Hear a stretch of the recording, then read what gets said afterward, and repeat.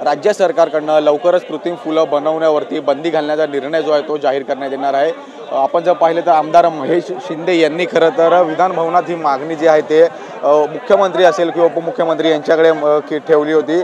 आपण जर पाहिलं तर प्लास्टिकच्या फुलांमुळे खरं तर कॅन्सरसारखे रोग होण्याची शक्यता जी आहे ती वर्तवली आहे। त्यामुळे या कृत्रिम फुलांमुळे आरोग्य असेल, शेतकरीचं अर्थकारण आणि पर्यावरणावरती याचा परिणाम जो आहे तो होत आहे। आपण जर पाहिलं तर या म्हणजे शेतकऱ्यांकडनं प्लास्टिकची फुलं असतील किंवा पेपरची फुलं असतील किंवा नैसर्गिक फुलं, या तिन्ही प्रकारची फुलं जी आहेत ते बाजारामध्ये मिळत असतात। मात्र आपण जर पाहिलं तर कृत्रिम फुलांची आवक जी आहे ते आपल्याला मोठ्या प्रमाणात लोकांकडनं असलेली पाहायला मिळते।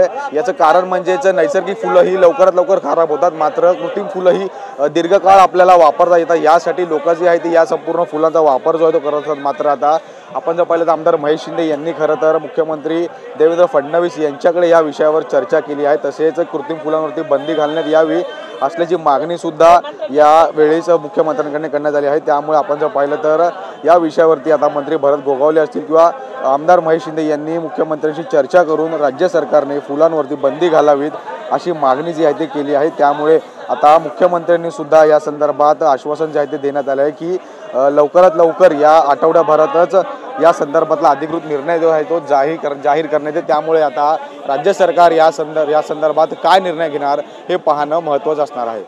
व्हिडिओ जर्नलिस्ट गणेश रहाटेसह मी जय पवार, TV9 मराठी, मुंबई।